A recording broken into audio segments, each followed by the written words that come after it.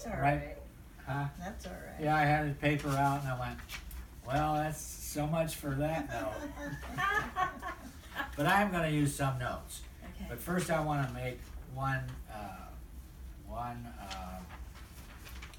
read one scripture that leads into this. And that's in 1 Corinthians chapter 14. And it's talking about our secret language, okay, as a wind talker. Wind representing the Spirit of God, right? Yeah. As of a rushing mighty wind, that is a cool expression. And verse 14 says, in chapter 14, for if I pray in an unknown tongue, my spirit prayeth, but my understanding is unfruitful. And the interesting thing about speaking in tongues, you can speak in tongues without anything going through your mind. You can speak in tongues while you're eating food, you can speak in tongues while you're driving, you can speak in tongues about a lot of things, and just the speaking in tongues all bypasses your mind. Your mind is unfruitful. The idea in utilizing this wind-talking Spirit of God by speaking in tongues is to be fruitful in your mind with what? What your vision board says.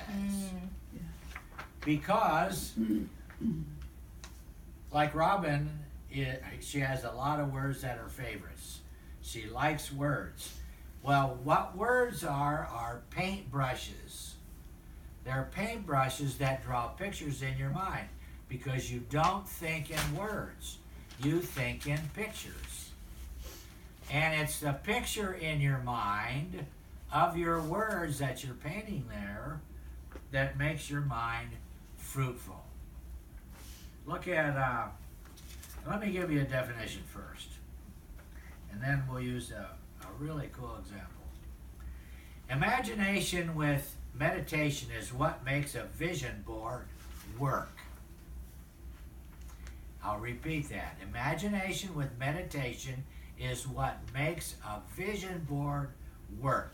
Now I'm going to give you a couple definitions, and the longest one is imagination, because people think about when they were kids and they pretended they were somebody or something, right? And they played, well, I'll pretend that I'm the movie star, and right? Didn't you do that as a kid? Yeah. Or in my era, it was cowboys and Indians. And we took turns being cowboys and Indians because we knew that the Indians were the bad guys. See, but not really, but that's the way it was portrayed to us. So that was a picture we had in our mind, you understand? That's how you get pictures in your mind. That's how the devil talked Eve into desiring the tree of knowledge of good and evil. She saw that it looked good. She had a picture in her mind. And eventually that picture came out in practice, and she lost the Holy Spirit along with her husband and got kicked out of paradise. Kind of interesting about imagination, huh? Well, I have two definitions here because they both fit together. The imagination is the act of forming mental images of what is not actually present. So if you close your eyes right now, you can picture your car parked in front of your house. You can. Is it there? I mean, if you open your eyes, do you see it anywhere? Oh, no. No, it's not present, but you can imagine it in your mind. You see that, right? You can imagine yourself eating an apple. Close your eyes, you can see yourself. What do you do? Everybody eats an apple differently. Some people go around one side, then they go around the other, then they go around the middle. Some people go across, right? And then they go turn it until they got a, right? Everybody does different, and you can see yourself doing that right now. Partly because you've experienced it. So you have that in your mind as part of your memory that you can draw upon anytime, right? But it's something it's an image in your mind that's not actually present. The other is the act of forming mental images of what has never been actually experienced. And you get that from what you read, what you hear, what other people talk about, movies that you saw, books that you've read, experiences in there that you've never had. But see, your mind took in that and made images out of them. Understand? Yeah. And we call that the memory. The Bible calls that the heart. Because it's in your heart and you can draw it. The word imagine, like I'll tell you where the most perfect one is. Isaiah 26:3.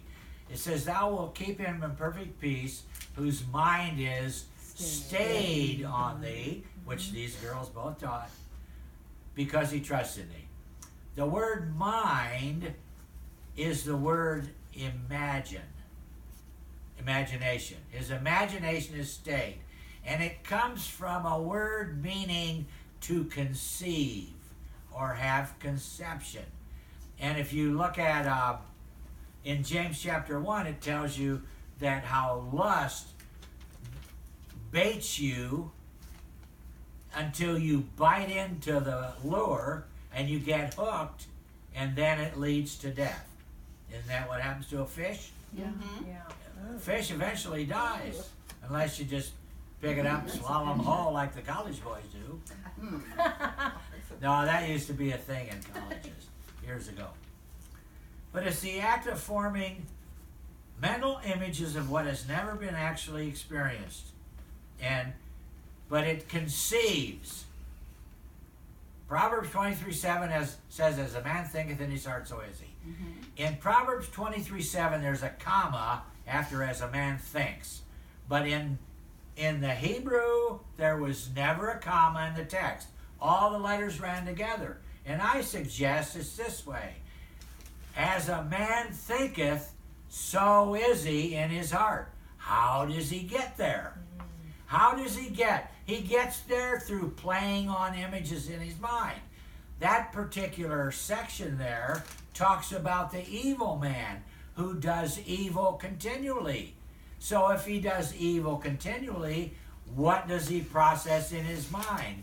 A picture of evil by his choice. And it eventually comes to pass. All right, look at